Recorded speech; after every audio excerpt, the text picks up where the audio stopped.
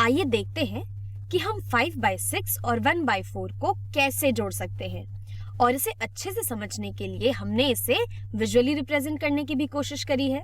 यहाँ पर ये जो पहला वाला रेक्टेंगुलर बार है, ये जो पूरा बार है, ये रिप्रेजेंट करता है यहाँ पर 5/6 को, क्योंकि हमने अपने इस पूरे होल को 6 इक्वल पार्ट्स में बांटा हुआ है। यहाँ पर हमारे पास है 1 2 3 4 5 6 इक्वल पार्ट्स, और 6 इक्वल पार्ट्स में से हमने 5 पार्ट्स को शेड किया हुआ है। तो ये जो शेडेड रीजन है, ये इस होल का 5/6 है। इसी तरीके से ये जो नीचे वाला होल है हमारा, इसे हमने 1 2 3 4 पार्ट्स में बांटा है, और इन 4 इक्वल पार्ट्स में से हमने एक पार्ट शेड किया हुआ है। तो ये रिप्रेजेंट करता है इस होल के 1/4 को। और अब हमें जोड़ना है 5/6 और 1/4 को। और मैं चाहती हूँ कि जहां कहीं भी आपको लग रहा हो कि आप ये कर सकते हैं, आप रुकें और इसे करने की कोशिश करें। तो अगर हमारे डिनोमिनेटर्स सेम होते तो हम यहाँ पर इन्हें ऐड कर सकते थे, लेकिन क्योंकि हमारे डिनोमिनेटर्स डिफरेंट हैं, इसलिए हमें कोशिश करनी है कि हम इनके डिनोमिनेटर्स को किसी तरीके से सेम कर सकें, या फिर यहाँ पर हमें इन फ्रैक्शंस में एक कॉमन डिनोमिनेटर चाहिए। तो कॉमन डिनोमिनेटर निकालने के लिए हम यहाँ पर इन डिनोमिनेटर्स के कॉमन मल्टीपल्स के बारे में सोचेंगे, और इन दोनों का जो भी कॉमन मल्टीपल होगा वो हमें इनका कॉमन डिनोमिनेटर दे देगा। और अक्सर ही लोग सबसे छोटे कॉमन डिनोमिनेटर के बारे में सोचते हैं, या फिर लीस्ट कॉमन मल्टीपल के बारे में सोचते हैं, क्योंकि वो इनका सबसे छोटा कॉमन मल्टीपल होता है और हमें फिर छोटे नंबर्स के साथ कैलकुलेशन करनी होती है। और छोटे नंबर्स के साथ कैलकुलेशन करना इजी होता है, इसलिए हम इनके लीस्ट कॉमन मल्टीपल के बारे में सोचते हैं। तो चलिए अब बात करते हैं इनके कॉमन डिनोमिनेटर्स को निकालने के बारे में। तो ये करने के लिए मैं इन दोनों में से कोई भी एक नंबर ले सकती हूँ। यहाँ पर मैं 6 को ले लूंगी क्योंकि 6 बड़ा है, और फिर मैं 6 के मल्टीपल्स लिखती जाऊंगी। तो 6 के मल्टीपल्स की अगर हम बात करें तो 6 का पहला मल्टीपल होता है 6। तो अगर हम 6 की बात करें तो 6 यहाँ पर 6 से तो कंप्लीटली डिविजिबल है, लेकिन ये 4 से कंप्लीटली डिविजिबल नहीं है, या फिर हम कह सकते हैं कि 6 4 का मल्टीपल नहीं है, इसलिए हम 6 को नहीं ले सकते यहाँ पे। तो 6 का दूसरा मल्टीपल है 12। तो अगर हम 12 की बात करें तो 12 कंप्लीटली डिविजिबल है 6 से, यानी कि जब हम 12 को डिवाइड करते हैं 6 से तो हमारे पास कोई भी रिमाइंडर नहीं बचता है।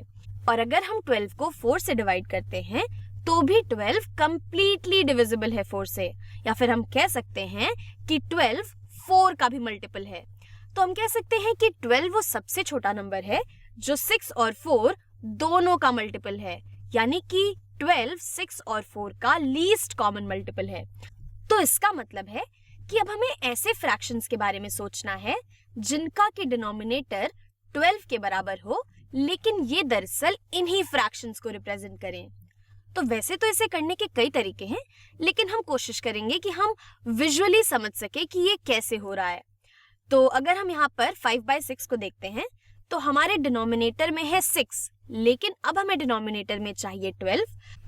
तो यहाँ पर 6 से 12 तक पहुंचने के लिए हमने 6 को 2 गुना किया है, यानी कि अब हमारे डिनोमिनेटर में आ गया है 12, जो कि रिप्रेजेंट करता है कि हमारे होल के कितने इक्वल पार्ट्स होने चाहिए।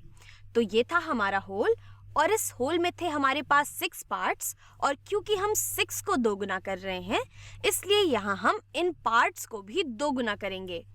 तो इन पार्ट्स को 2 गुना करने का मतलब है कि हमें हर एक पार्ट को 2 बराबर पार्ट्स में बांटना होगा। तो चलिए शुरू करते हैं। ये है मेरा पहला इक्वल पार्ट, इसे बांट दिया मैंने 2 इक्वल पार्ट्स में। यहाँ पर इसे भी बांट देंगे हम, इसे भी बांट देते हैं, यहाँ पर ये पार्ट भी बच जाएगा, और हम इसे भी बांट देंगे और इसे भी बांट देंगे। तो अब अगर हम अपने इस होल को देखते हैं तो हमारे पास हो गए हैं, ये मेरा पहला पार्ट है, ये मेरा दूसरा पार्ट है, ये तीसरा, ये चौथा, ये पांचवा, छठा, 7th 8th 9th 10th 11th और ये मेरा 12th पार्ट है। तो यहाँ पर हमने अपने इस होल को अब कुल 12 इक्वल पार्ट्स में बांट दिया है। तो हम यहाँ पर देख सकते हैं कि जब हमारे यहाँ पर 12 इक्वल पार्ट्स हो गए हैं तो जो हमारे शेडेड पार्ट्स हैं इनकी क्वांटिटी भी बदल गई है। तो यहाँ पर हमारे 10 पार्ट्स शेडेड हैं 12 इक्वल पार्ट्स में से। तो हम कह सकते हैं कि ये शेडेड रीजन ये रिप्रेजेंट करता है 10/12 को। तो ये इस होल का 10/12 है। और हमने ना तो यहाँ पर कोई और पार्ट हटाया है, ना ही किसी और पार्ट को शेड किया है। हमने तो बस जो हमारा होल था पिछला वाला, उसे 2 बराबर पार्ट्स में बांट दिया है। तो हमने यहाँ पर अपने होल के साथ तो कोई भी छेड़खानी नहीं की है। इसका मतलब है कि ये होल, ये पहले रिप्रेजेंट कर रहा था 5/6 को, जो ये दरअसल 10/12 के ही बराबर है। यानी कि ये दोनों फ्रैक्शंस ये सेम चीज को ही रिप्रेजेंट कर रहे हैं। और हमें दिखाई दे रहा है यहाँ पे कि जब हमारा डिनोमिनेटर दुगना हुआ है तो हमारा जो न्यूमरेटर है ये भी 5 से बढ़कर 10 हो गया है। यहाँ पर हमारा न्यूमरेटर भी 2 गुना हो गया है। और आप इसे ऐसे सोच सकते हैं कि अगर हम हर एक पार्ट को 2 गुना कर रहे हैं तो जो हमारे शेडेड वाले पार्ट्स हैं वो भी तो 2 गुने हो रहे हैं। इसीलिए जो भी चीज हमारे डिनोमिनेटर में हो रही है, सेम वही चीज हमारे न्यूमरेटर में भी हो रही है। चलिए अब बात करते हैं 1/4 की। तो 4 से 12 में पहुंचने के लिए हमें 4 को 3 टाइम्स मल्टीप्लाई करना होता है। तो हम अगर अपने इस होल की बात करें तो यहाँ पर इस होल को भी, यहाँ इसके हर एक पार्ट को हमें 3 टाइम्स करना होगा। और हर एक पार्ट को 3 टाइम्स करने का मतलब है कि हमें हर पार्ट को 3 इक्वल पार्ट्स में डिवाइड करना होगा। तो चलिए मैं अपने पहले पार्ट को ले लेती हूँ और ये मैंने डिवाइड कर दिया है इसे 3 इक्वल पार्ट्स में। इसी तरीके से हम इस वाले पार्ट को भी 3 इक्वल पार्ट्स में डिवाइड कर देंगे और हम इन बाकी दोनों पार्ट्स को भी 3 इक्वल पार्ट्स में डिवाइड कर देंगे। और शायद आप समझ पा रहे होंगे कि मैं यहाँ पर करना क्या चाहती हूँ। तो यहाँ इस नीचे वाले होल को भी मैंने उसी तरह से 12 इक्वल पार्ट्स में डिवाइड किया है, जैसे कि मैंने अपने ऊपर वाले होल को 12 पार्ट्स में डिवाइड किया था। और हम यहाँ पर देख सकते हैं कि जब हम इसे 12 में डिवाइड कर रहे हैं तो हमारे 3 पार्ट्स शेडेड हैं। तो हम कह सकते हैं कि ये रिप्रेजेंट करता है 3/12 को। तो यहाँ से हम कह सकते हैं कि 1/4 और 3/12 ये दरअसल सेम चीज को रिप्रेजेंट कर रहे हैं। और यहाँ पर भी हम देख सकते हैं कि जब हम अपने डिनोमिनेटर को 3 टाइम्स कर रहे थे तो जो हमारा न्यूमरेटर है ये भी 3 टाइम्स हो जा रहा है। यानी कि जो चीज हमारे डिनोमिनेटर में हो रही है वही चीज हमारे न्यूमरेटर में भी हो रही है।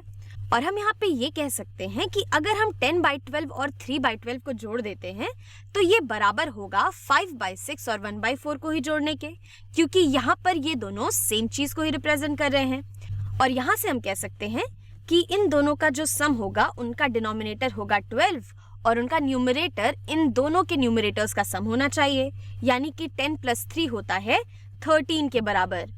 और आप चाहे तो इस चीज को यहाँ पर विजुअली भी समझ सकते हैं। हमें पता है कि यहाँ इस होल में हर एक पार्ट, जैसा कि हमने डिवाइड किया है, ये रिप्रेजेंट करता है 1/12 को। यहाँ पर अगर हम इस एक पार्ट की बात करते हैं तो ये भी 1/12 है, अगर हम इसकी बात करते हैं तो ये भी 1/12 है। यहाँ पर अगर हम किसी भी पार्ट को उठा लेते हैं तो वो रिप्रेजेंट करता है यहाँ पर 1/12 को। तो यहाँ पर कुल कितने 1/12 शेडेड हैं?